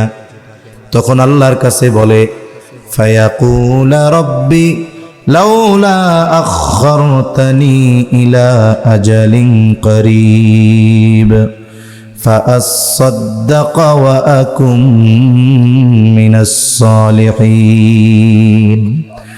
ওই মানুষগুলো মারা যাবার পরে বলে, ও রব, আমাকে যদি কিছু সময়ের জন্য অবকাশ দেওয়া হতো, লাউলা আখখারতানি ইলা আজালিন করিব ফাআসাদদাক ওয়া আকুম মিনাস সালিহিন। ও রব, দুনিয়ার ওই হায়াতে সম্পদ দিয়েছিলেন, সদকা করতে পারি নাই, এবার যদি একটু যাইতে দেন সদকা করব। দুনিয়ার ওই হায়াতে ভালো কাজ করি নাই, পাপাচার আর অনাচারে হায়াত নষ্ট করে ফেলেছি। ও রব, যদি এবার একটু যাইতে দেন, ওয়া আকুম মিনাস সালিহিন, আমি সৎকর্ম করে সৎকর্মশীলদের অন্তর্ভুক্ত হয়ে যাইতাম। বলেন তো, ওই ব্যক্তি যত দরদ, যত আবেগ আর যত মায়া নিয়ে আল্লাহ তাআলার কাছে ফরিয়াদ করুক না কেন, আল্লাহ তাআলা ওই ব্যক্তিকে একটা সেকেন্ডের জন্য দুনিয়ায় আসতে দিবে নাকি? একটু চিন্তা করা দরকার আমাদের। যে সবচাইতে আফসোস করবে ওই লোকগুলো হায়াতের ব্যাপারে। কি করলাম এই হায়াত, কিভাবে কাটিয়ে দিলাম এই হায়াত। এমন এক দামি নেয়ামত, সম্পদ টাকা পয়সা হায়াত থাকলে উপার্জন করা যায়, কিন্তু বলুন তো হায়াত না থাকলে টাকা উপার্জন করার সুযোগ আছে? সারা পৃথিবীর সব সম্পদ দিয়ে যদি কোনো মানুষের চেষ্টা করে যে আমি 10টা মিনিট হায়াত কিনব, কেনা সম্ভব? জোরে বলেন সম্ভব? সম্ভব নয়। অথচ হায়াত যদি থাকে টাকা পয়সা উপার্জন করা সম্ভব। তা হাজার হাজার কোটি টাকার মালিক যারা, এরাও 500 টাকা খরচ করার আগে 5 বার ভাবে। এখন বলুন তো ওই 1000 কোটি টাকার চাইতে হায়াতের দাম কম না বেশি? তাইলে টাকা খরচ করার সময় এত হিসাব হয় যে কোন কাজে খরচ করতেছি, হায়াত খরচ করার সময় হিসাব করার দরকার আছে না নাই? এজন্য আমরা হায়াত ভালো কাজে কাটাবো, তাহলে হায়াতে বরকত দিবেন কে? জোরে বলেন কে? কেননা এই হায়াত, এই সময়গুলোও কিয়ামতে আল্লাহর কাছে আমার আপনার পক্ষে অথবা বিপক্ষে সাক্ষ্য দিবে। সেজন্য সম্মানিত উপস্থিতি, কিয়ামতের আগে সময় বরকত শূন্য হয়ে যাবে, নিকটবর্তী হবে এই কারণে যে পাপাচার, অহেতুক গুনার কাজগুলো বাড়বে। 4 নম্বরে নবীজি বলেন ওয়াতাযহারুল ফিতান, কিয়ামতের আগে ফিতনা প্রকাশ পাবে। এখানে উদ্দেশ্য দাজ্জালের ফিতনা। নবীজি সাল্লাল্লাহু আলাইহি ওয়াসাল্লাম জানায় দেন এই উম্মতের জন্য সবচাইতে কঠিন ফিতনা হলো দাজ্জালের ফিতনা। উম্মতের প্রতি নবীজি বড় রহম দিল, আমল শিখিয়ে দিয়েছেন। নবীজি বলেন জুমার দিন সূরা কাহাফ যে তিলাওয়াত করবে, আল্লাহ তাআলা তাকে দাজ্জালের ফিতনা থেকে হেফাজত করবে। এখন একজনের পুরা সূরা মুখস্থ নাই, তার জন্য 10 আয়াতের সুযোগ আছে। নবীজি বলেন যে ব্যক্তি জুমার দিন 10 আয়াত তিলাওয়াত করবে সূরা কাহাফের, আল্লাহ তাকে দাজ্জালের ফিতনা থেকে হেফাজত করবে। এখন মুসল্লি 10 আয়াতও পড়তে পারে না।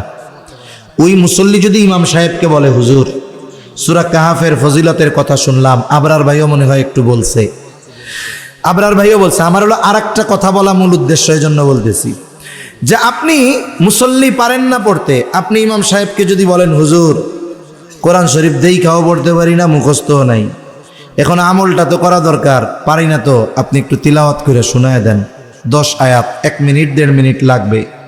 কোন মসজিদের ইমাম সাহেব আছে যে মুসল্লি যদি আবদার করে সেই মুসল্লিরে বলবে যে না না 6 বছর ধরে বেতন বাড়ায় না, আবার সূরা কাহাফ শুনতে আইছি? এটা বলবে? কইব না। কিন্তু মুসল্লি যদি বলে ইমাম সাহেব আরো খুশি হবে। কেন? আমরা যদি যখন দেখি যে মসজিদে কাতারের সংখ্যা বাড়তেছে, মুসল্লিদের আমল বাড়তেছে, আল্লাহর কসম আমাদের অন্তরে ভালো লাগে, আমাদের মনে ভালো লাগে যে হ্যাঁ আমার মুসল্লিরা আমলের প্রতি আগ্রহী। ইমাম সাহেব স্বতঃস্ফূর্তভাবে মোহাব্বতের সাথে আপনাকে শুনিয়ে দিবে। 1 সপ্তাহ 2 সপ্তাহ 5 সপ্তাহ 10 সপ্তাহ শুনতে শুনতে এক সময় আপনি হাফেজ হয়ে যাবেন। এখন এই আমলটা বুজুর্গানে দিন বলেন অতি জরুরি আমল। কেন? দাজ্জাল তো আসবে, দাজ্জাল আসার আগে আরো অনেক ফিতনা আসবে, এর মাধ্যমে দাজ্জাল আগমনের ক্ষেত্র প্রেক্ষাপট তৈরি হবে। এই ফিতনাগুলোও বড় বড় ফিতনা। বুজুর্গানে দিন বলেন ওই সময়ও যারা সূরা কাহাফের আমল করবে ইনশাআল্লাহ, যেই আমলের মাধ্যমে আল্লাহ বান্দাকে দাজ্জালের মতো বড় ফিতনা থেকে হেফাজত করবে, বান্দা যদি ওই আমল অব্যাহত রাখে, দাজ্জাল আগমনের আগে যত ফিতনা আসবে ইনশাআল্লাহ এই আমলের বরকতে আল্লাহ ওই সমস্ত ফিতনা থেকে আমলকারীকে হেফাজত করবে।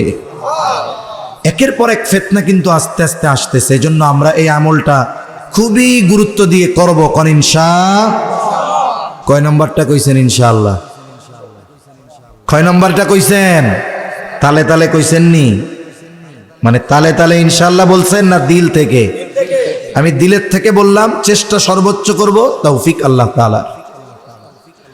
5 নম্বর নবীজি বলেন ওয়াতাকসুরাল হারাজ, কিয়ামতের আগে হত্যাকাণ্ড বেড়ে যাবে। এই কথা যখন নবীজি বললেন, সাহাবায়ে কেরাম বলে ইয়া রাসূলুল্লাহ আমরা তো প্রতি বছর যুদ্ধের ময়দানে হাজার হাজার মুশরিকদের হত্যা করি, এটা কি হারজ? নবীজি বলেন না, এটা হারজ নয়। হারজের পরিচয় হলো হুয়াল কতলুল কতল, এটা পারস্পরিক হত্যাকাণ্ড। নবীজি বলেন, এক প্রতিবেশী অপর প্রতিবেশীকে হত্যা করবে, চাচা ভাতিজাকে হত্যা করবে, মামা ভাগিনাকে হত্যা করবে, তার মানে হারজ মুসলিম কর্তৃক অমুসলিমদের হত্যা অথবা অমুসলিম কর্তৃক মুসলমানদের হত্যা নয়, বরং হারজ হলো মুসলমানদের মধ্যে অভ্যন্তরীণ সংগঠিত হত্যাকাণ্ড। গোটা দুনিয়াতে মুসলমানেরা মাজলুম, কারো সন্দেহ আছে? এটাও যেমন বাস্তব, পক্ষান্তরে এটাও বাস্তব, যদি গোটা পৃথিবীতে দৈনিক 100 মুসলমান কাফেরদের মাধ্যমে হত্যার শিকার হয়, এর বিপরীতে দেখা যাবে গোটা পৃথিবীতে প্রতিদিন 1000-এর উপরে মুসলমান হত্যার শিকার হয়েছে আর এক মুসলমানের হাতে। তাহলে আমরা মাজলুম ঠিক, কিন্তু কাফেররা আমাদের যত হত্যা করে তার চাইতে আমরা আমাদের নিজেদের বেশি হত্যা করি। কিয়ামতের আগে অবস্থা এমন হবে যে যাকে হত্যা করা হবে সে জানবে না কেন আমাকে হত্যা করা হলো, যারা হত্যা করবে তারাও জানবে না কেন এই বেটারে হত্যা করলাম। আজকে তো বেঁচে থাকা কঠিন, মরে যাওয়া সহজ হয়ে গেছে, ঠিক কিনা বলেন? আমি আপনি যদি একটু মুখ খুলি, মানুষের কথা বলি, মানবতার কথা বলি, দেশের পক্ষে কথা বলি, ইসলামের পক্ষে কথা বলি, দুর্নীতির বিরুদ্ধে বলি, ইসলাম বিদ্বেষীদের বিরুদ্ধে বলি, ভারতীয় আধিপত্যবাদের বিরুদ্ধে যদি বলি, তাহলে আমার জন্য বেঁচে থাকা কঠিন, মরে যাওয়া সহজ। যেমনটা হলো আমাদের হাদি ভাইয়ের ব্যাপারে। দুনিয়া থেকে চলে গেছে, কিন্তু কোটি কোটি মানুষের হৃদয়ের দোয়া সে পেয়েছে। আমি মনে করি সে সফল, সে ব্যর্থ না, সে মারা গিয়েও সফল, সে ইতিহাসের এক অংশ হয়ে গেছে। অথচ চিন্তা করে দেখুন, আজকে এই মানুষটার জীবনের নিরাপত্তা নাই। যারা হকের পক্ষে বলতেছে, দেশের পক্ষে বলতেছে, দেশের সার্বভৌমত্বের পক্ষে বলতেছে, ইসলামের পক্ষে বলতেছে, এদেশে তাদের বেঁচে থাকা কঠিন হয়ে যাচ্ছে, ঠিক কিনা বলেন? এই হত্যাকাণ্ড সময়ের সাথে সাথে বাড়তেছে, ব্যক্তিগত কারণে, পারিবারিক কারণে, সামাজিক কারণে, অর্থনৈতিক কারণে, রাজনৈতিক কারণে, প্রভাব প্রতিপত্তি বিস্তারকে কেন্দ্র করে নিজের ক্ষমতাকে পাকাপোক্ত করার জন্য পথ ক্লিয়ার করার কারণে একের পর এক হত্যাকাণ্ড আছে না নাই? অথচ চিন্তা করুন, আমরা মুসলমান। নবীজি বলেন, সিবাবুল মুমিনি ফুসুকুন ওয়া কিতালুহু কুফর, মুমিনকে গালি দেওয়া ফাসিকি, হত্যা করা কুফরি। বলে এই হত্যা এমন পাপ, অন্যায়ভাবে একজন মুসলমানকে হত্যা করা এটা গোটা পৃথিবীর মানুষকে হত্যা করার মতো এক পাপ। অথচ এই হত্যাকাণ্ড আমাদের কাছে সহজলভ্য হয়ে গেছে। রাসূল আকরাম সাল্লাল্লাহু আলাইহি ওয়াসাল্লাম জানিয়ে দেন, সিবাবুল মুমিনি ফুসুকুন ওয়া কিতালুহু কুফর, মুমিনকে গালি দেওয়া ফাসিকি, হত্যা করা কুফরি। হত্যা করা বহুদূর, গালি দেওয়া বহুদূর। আমরা যারা আছি, যারা শুনতেছি, করজোরে আপনাদের কাছে বলি, আপনি যদি মুমিন হন, ওয়াদাবদ্ধ হন, আমি আমার আরেক মুসলমান ভাইকে জাগতিক কোনো কারণে অন্যায়ভাবে কথার দ্বারাও কষ্ট দিব না। আরে ভাই, দল আলাদা আলাদা হোক, এটা একটা রাজনৈতিক সৌন্দর্য। সবাই যদি এক দলের হয়, যেমনটা পতিত সরকার চেয়েছিল, অতীতে যারা ছিল তারা কি চাইছে? সবাই আমার দলের হয়ে যাক, তাহলে রাষ্ট্র চলবে। কথা বলে না, রাষ্ট্র চলবে? রাষ্ট্র চলবে না। দল অনেক হবে, এটা একটা রাজনীতি। এখন যে যে দল করুক, যে বিএনপি করে, যে জামাত করে, ইসলামী আন্দোলন করে, খেলাফত করে, যে যে দল করুক, যদি মুসলমান হয়, প্রত্যেক দলের সদস্য যারা, তাদের রব কে?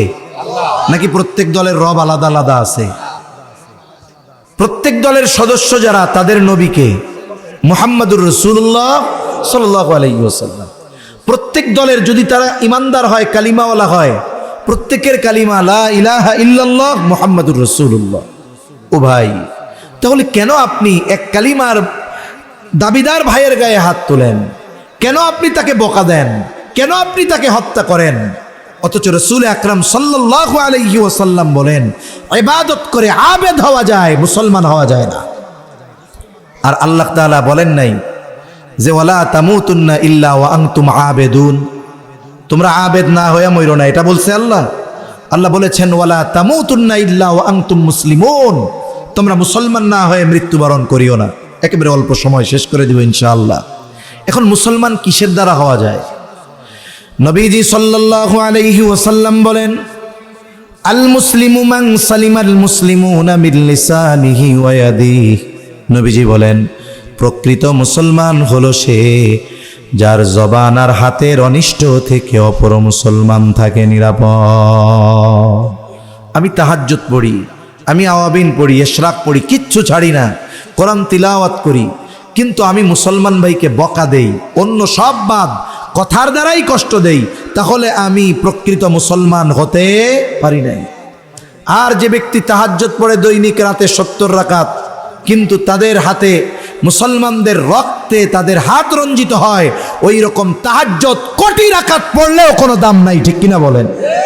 ভোর রাত্রে উঠে আমি জায়নামাজ খুঁজি, কিন্তু আমার প্রত্যক্ষ নির্দেশে মানুষের উপরে মরণঘাতী অস্ত্রের ব্যবহার হয়, আমার নির্দেশে হাজার হাজার কিশোর যুবককে প্রাণ দিতে হয়, শিশুকে প্রাণ দিতে হয়। আল্লাহর কসম, ওই রকম জায়নামাজ খোঁজা আর তাহাজ্জুদের দাম আল্লাহ তাআলার কাছে নাই। নবীজির কাছে দুইজন মহিলার ব্যাপারে খবর আসছে। একজনের ব্যাপারে বলা হলো, ইয়া রাসূলুল্লাহ, এই মহিলা এমন কোনো আমল নাই করে না, কোনো আমল সে ছেড়ে দেয় না, ফরজ ওয়াজিব সুন্নতে মুআক্কাদা নফল আওয়াবিন ইশরাক চাষ আইয়াম বিজের সিয়াম সোম বৃহস্পতিবারের রোজা সকাল সন্ধ্যার জিকির আজকার কোরআন তিলাওয়াত, মহিলা কোনো কিছুই ছাড়ে না, সারা দিন তারা ইবাদতে অতিবাহিত হয়। কিন্তু একটা সমস্যা, সে তার প্রতিবেশীর সাথে একটু খারাপ আচরণ করে।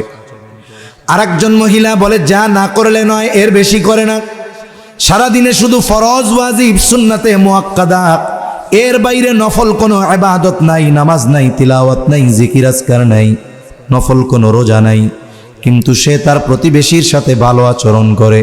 ইয়া রাসূলুল্লাহ, এই দুই মহিলার মধ্যে কে উত্তম? নবীজি যে বেশি ইবাদত করে তার কথা বলেন নাই, নবীজি বলেন যেই মহিলা তার প্রতিবেশীর সাথে ভালো আচরণ করে ওই মহিলা উত্তম। তাহলে ইবাদত দিয়ে উত্তম হওয়া যায় না, আখলাক দিয়ে উত্তম হওয়া যায়। এর জন্য আমরা ইবাদত যতটুকু না করলেই নয় করব, কিন্তু মানুষের সাথে আখলাক, আচার আচরণ, ব্যবহার এগুলোকে উন্নত করব, কোন ইনশাআল্লাহ। 6 নম্বর নবীজি বলেন হাত্তা ইয়াকসুরা ফীকুমুল মালু ফায়াফিদু, কিয়ামত ততক্ষণ পর্যন্ত সংগঠিত হবে না যতক্ষণ না মানুষের মাল সম্পদ উপচিয়ে না পড়বে। মুহাদ্দিসিনে কেরাম বলেন এই অবস্থা হবে ঈসা আলাইহিস সালামের পুনরাগমনের পর। ওনার প্রথম মূল আগমন হয়ে গেছে, এরপরে হবে পুনরাগমন। কখন? বলে দাজ্জাল আসবে যখন। ঈসা আলাইহিস সালাম দাজ্জালকে হত্যা করবে, এরপরে তিনি গোটা পৃথিবীতে ইসলামের দাওয়াত দিবেন। ওনার উপরে এক কিতাব নাজিল হয়েছিল, যেই কিতাবের নাম হলো ইনজিল, কিন্তু তিনি ইনজিলের দাওয়াত দিবেন না, উনি খ্রিস্ট ধর্মের দাওয়াত দিবেন না, তিনি কোরআনের দাওয়াত দিবেন, ইসলামের দাওয়াত দিবেন। ওনার সময় এই দাওয়াত গোটা পৃথিবীর আনাচে কানাচে ছড়িয়ে পড়বে। একজন ব্যক্তিও গোটা পৃথিবীর মধ্যে অমুসলিম থাকবে না, এমনটা হবে না। দিলে একটা মুখে আর একটা, এমন না, একেবারে ইমানদার মুত্তাকি হবে, তার অন্তর আর জবানের সাথে মিল থাকবে। আর আল্লাহর ওয়াদা, ওয়ালাউ আন্না আহলাল কুরা আমানু ওয়াত্তাকাউ লাফাতাহনা আলাইহিম বারাকাতিন মিনাস সামাই ওয়াল আরদ। আল্লাহ তাআলা বলেন, যদি ওই জনপদের অধিবাসীরা ঈমান আনে আর মুত্তাকি হয়ে যায়, আমি অবশ্যই তাদের জন্য আসমান আর জমিনের বরকতের দরজাগুলো খুলে দিব। যারা কৃষিকাজ করেন, মুরব্বী যারা আছেন তারা বুঝবেন, একটা সময় কিন্তু জমিনে এত সার ওষুধ লাগতো না, ওই রকম খরচই ছিল না। জিজ্ঞাসা করতাম কি করতেন, কয় সিজনের সময়, যে সময় বৃষ্টি দরকার, বৃষ্টি হইতো যতটুক দরকার ততটুক হইতো, বেশি হইতো না। এবার আমরা যাইতাম লাঙ্গল দিয়া সইসা সুন্দর মতো ধান লাগাই আসতাম, মধ্যে একটা নিড়ানি দিতাম আর পুরা 3 মাস পর যায় ধান কেটে বাড়ি নিয়ে আসতাম, কোনো খরচ নেই। কিন্তু এখন কত খরচ। কৃষিকাজ যারা করে সিজনে ধানের দাম, বলে হুজুর যা খাটছি সব ফাও, সমানে সমান, খরচ যা হয়েছে তা উঠছে, কিন্তু কায়িক পরিশ্রম যেটা হয়েছে এটা ফ্রি, এটার কোনো মূল্য পাই নাই। তা আসমান জমিনের বরকতের দরজা আল্লাহ খুলে দেবে। আর এখন কি হয় জানেন, বলে যে সময় হওয়ার দরকার না বৃষ্টি ওই সময় বেশি হয়। স্বাভাবিক অতীতে হইতো কি, বলে ফসল কাটার সময় বৃষ্টি হইতো না, ওই সময় বৃষ্টি কম হইতো না। আর এখন কি হয়, একজনের ধান মোটামুটি ভালো হইছে, পাকছে, নিয়ত করছে আগামীকাল 20 জন লোক নিয়ে ধানগুলো কাইটা আনবো। রাতে এই চিন্তা করতেছে সকালে কাজ করবে, সন্ধ্যার সময় লোকজন ঠিক করে আসছে। এখন দেখা যায় রাত 12টার সময় হঠাৎ করে গুড় গুড় আওয়াজ শুরু হয়েছে মেঘের। মনে মনে কি আল্লাহ রে, কি হবে আল্লাহ জানে। বৃষ্টি তো হইছে, কয় সাথে শিলাও পড়ছে। এখন বলেন তো, পাকা ধানের উপরে যদি শিলা বৃষ্টি হয়, পরের দিন ধান আনা বহুদূর, খেড়া নাই তো ঝামেলা। মানে যে টাইমে দরকার না ওই টাইমে হয় যখন এমন হয় একবারে প্লাবিত হয়ে যায়। কিন্তু আল্লাহ বলেন অবশ্যই আসমান জমিনের বরকতের দরজা খুলে দিব, জমিন উর্বর হয়ে যাবে, আসমান থেকে রহমতের বৃষ্টি বর্ষিত হবে, মানুষের এত পরিমাণ সম্পদ হবে যে মানুষের মন চাইবে যদি একটু সদকা করতে পারতাম, তবে গোটা পৃথিবী খুঁজে সদকা নেওয়ার মতো একজন মানুষও পাওয়া যাবে না। সুবহানাল্লাহ। নবীজি বলেন এই অবস্থা যতক্ষণ না হবে কিয়ামত সংগঠিত হবে না। তাহলে আমরা এবার আয়াতের দিকে যাই, তরজমা করে মূল কথাগুলো বলে কথা শেষ। আল্লাহ তাআলা ওই আয়াতে 5টি বিষয়ের কথা বলেছিলেন। কয়টা? কিয়ামত কখন সংগঠিত হবে? আল্লাহ বলেন নিশ্চয়ই কিয়ামতের ইলম সংগঠিত হওয়ার সুনির্দিষ্ট সময়ের জ্ঞান একমাত্র কার কাছে? আল্লাহর কাছে। নবীর কাছেও নাই, জিবরাইল আলাইহিস সালামের কাছেও নাই। নবীজি আলামত বলেছেন, অনেক আলামতগুলোর মধ্যে থেকে আমরা একটা হাদিসের আলোকে 6টি বিষয়ের কথা জানলাম। 2 নম্বর আল্লাহ বলেন ওয়ায়ুনাজ্জিলুল গায়থ, তিনি বৃষ্টি নামান। মেঘ হলে বৃষ্টি হয় না, মেঘ হলেই বৃষ্টি হয় না, তিনি বৃষ্টি নামান। অনেক সময় আমরা দেখি গোটা আকাশ কালো মেঘাচ্ছন্ন হয়ে গেছে, মানুষ চিন্তা করতেছে কাম সারছে, আজকে যে বৃষ্টি নামবে হাঁটু পানি হয়ে যাবে। কিন্তু একটু পরে কি দেখা গেল, একেবারে পরিষ্কার, বৃষ্টির ফোঁটাও পড়েনি। অথচ অনেক সময় এমন হয় গোটা আকাশে কোথাও মেঘ নাই, এমন নামা নামছে শুকনা জায়গায় মাজা বানি। হয় কি হয় না? তাহলে বৃষ্টি কি মেঘের জন্য হয় না আল্লাহ দেয়? আল্লাহই বৃষ্টি নামান। ওয়ায়ালামু মা ফিল আরহাম, মায়ের গর্ভে ছেলে না মেয়ে এটা দুনিয়ার কেউ জানে না, জানে কে? আর একজনে বলবে হুজুর বলে কি, আমি দেখি নাতি হওয়ার 2 মাস আগে জানছি এটা ছেলে হবে। না না গো, আপনি জানছেন কখন? যখন আল্লাহ তাআলা আপনার নাতিকে মায়ের পেটে একটা আকৃতি দিছে। কিন্তু আপনার নাতি কি একবারে পোলা হইয়াই বাপের থেকে মার পেটের মধ্যে গেছে নাকি? কি গেছিল? বলে একটু শুক্রকীট। আল্লাহ তাআলা এটাকে কুদরতি প্রসেসিংয়ে এটারে এক সময় বানাইছেন রক্তপিণ্ড, এক সময় ছিল মাংসের টুকরা।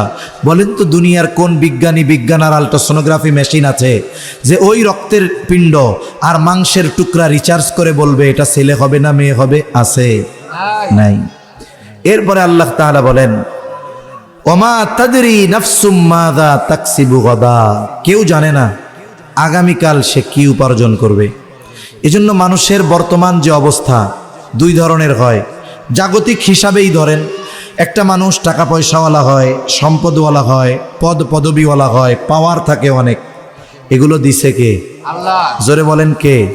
যেহেতু আল্লাহ দিছে এই নেয়ামত, ওই ব্যক্তির কি করতে হবে? শুকর। কি করতে হবে? সে হবে শাকের, কৃতজ্ঞতা প্রকাশকারী, যে না আমার রব আমারে দিছে। কিন্তু আফসোস, যাদের এগুলো থাকে অধিকাংশ সময় এরা শুকর করে না, এরা ফখর করে, অহংকার। কে বেটা আমার কি আছে জানোস, টাকা পয়সার অভাব আছে আমার, আমি জানোস কোন দলের লোক, আমি আমার পদ জানোস। তার মানে এগুলোর দ্বারা সে কি শুকর করে না ফখর করে? অহংকার করে। কিন্তু ও কি জানে যে আগামী দিন এই পরিস্থিতি তার থাকবে কি থাকবে না? জোরে বলেন জানে? মানুষ তো কত প্রসেসিং করে সাজায়, প্রশাসন তার, সেনা নৌ বিমান বাহিনী তার, ডিজিএফআই তার, এনএসআই তার, সব রাষ্ট্রীয় যত প্রতিষ্ঠান আছে সব তার। সে যখন রান্না হচ্ছিল, যেই খাবার দুপুরে খাবে, যখন টেবিলে পরিবেশন করা হচ্ছিল, একটু পরে খেতে বসবে, সে কি জানতো এই খাবার আমার নসিবে নাই?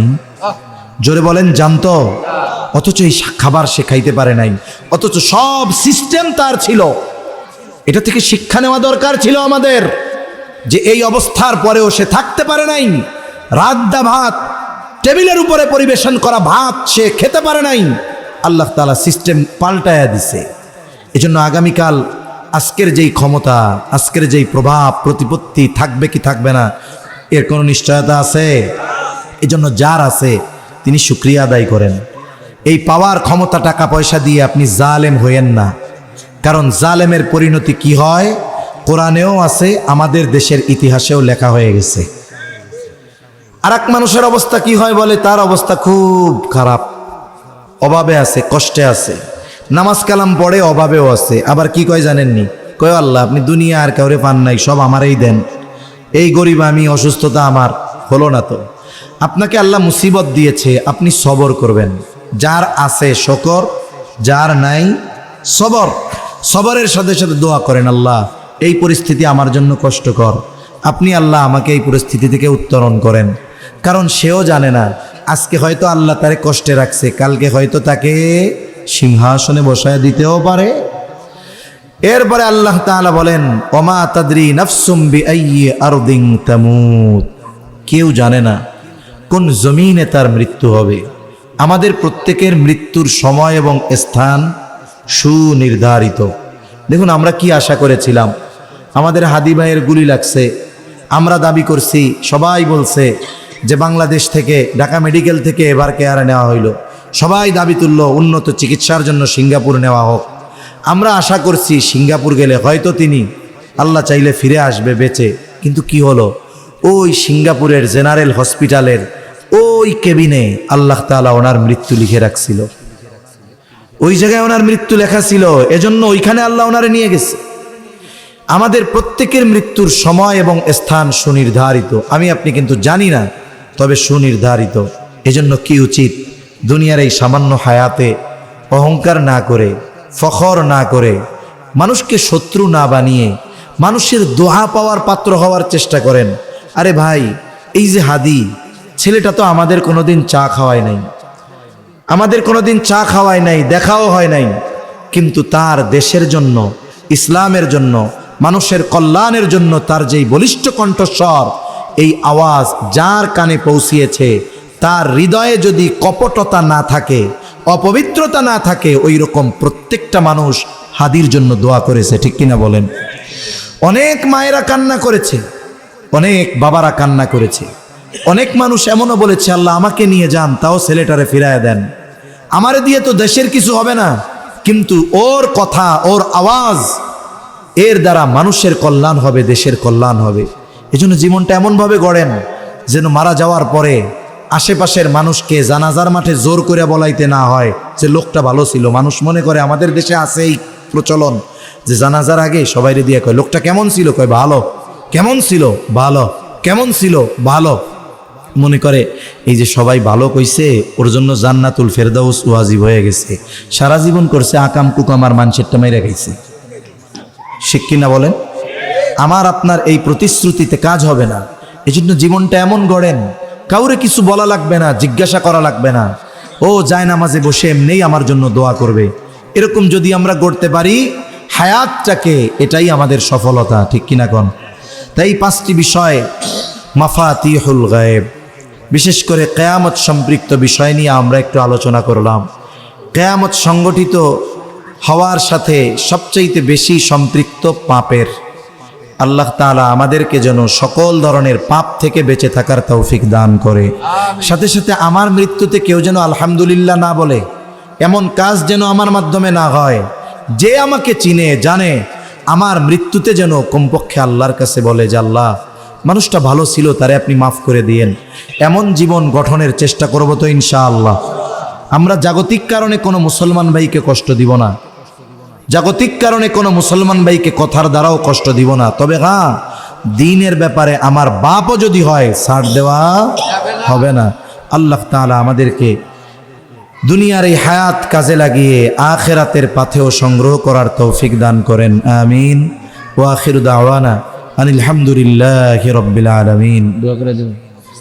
আচ্ছা, দুরূদ শরীফ পড়ি আমরা। আল্লাহুম্মা সাল্লি আলা মুহাম্মাদ ওয়া আলা আলি মুহাম্মাদিন কামা সাল্লাইতা আলা ইব্রাহিম ওয়া আলা আলি ইব্রাহিম ইন্নাকা হামিদুম মাজিদ। আল্লাহুম্মা বারিক আলা মুহাম্মাদিন ওয়া আলা আলি মুহাম্মাদ কামা বারাকতা আলা ইব্রাহিম وعلى آل إبراهيم إنك حميد مجيد. الحمد لله رب العالمين والعاقبة للمتقين والصلاة والسلام على خير خلقه محمد وعلى آله وأصحابه أجمعين. ربنا ظلمنا أنفسنا وإن لم تغفر لنا وترحمنا لنكونن من الخاسرين.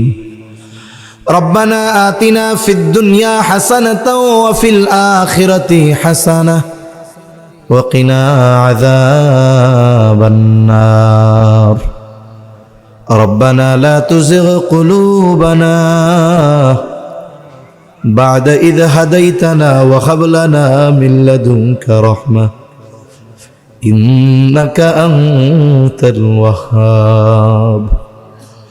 وأفوض أمري إلى الله إن الله بصير بالعباد. حسبنا الله ونعم الوكيل نعم المولى ونعم النصير. اللهم حاسبنا حسابا يسيرا اللهم حاسبنا حسابا يسيرا. اللهم إنك عفو كريم تحب العفو فاعف عنا. রব্বুল আলামিন, গভীর রাত পর্যন্ত দিনই আলোচনার পর গুনাহ মাখা হাত আমরা তুলে ধরেছি। আয় আল্লাহ, যে যেখান থেকে হাত উঁচু করেছে আমাদের বিগত জীবনের সব ধরনের গুনাহগুলো আপনি মাফ করে দেন। আয় আল্লাহ, আমাদের আত্মীয় স্বজন দেশ বিদেশে যে যেখানে আছে মাফ করে দেন। যারা দুনিয়া ছেড়ে চলে গেছে আল্লাহ মাফ করে কবরগুলো জান্নাতের টুকরো আপনি বানায়া দেন। রব্বুল আলামিন, পাশে কবরস্থান, কত মানুষের আত্মীয় স্বজন মা বাবা শায়িত আছে আল্লাহ, সকল কবরবাসীর কবরগুলো জান্নাতের টুকরো বানায়া দেন। আমিন। আশেপাশে যত কবরস্থান আছে সকল কবরগুলো জান্নাতের টুকরো বানায়া দেন। আয় আল্লাহ, যারা অসুস্থ আছে সুস্থতা দান করেন আল্লাহ।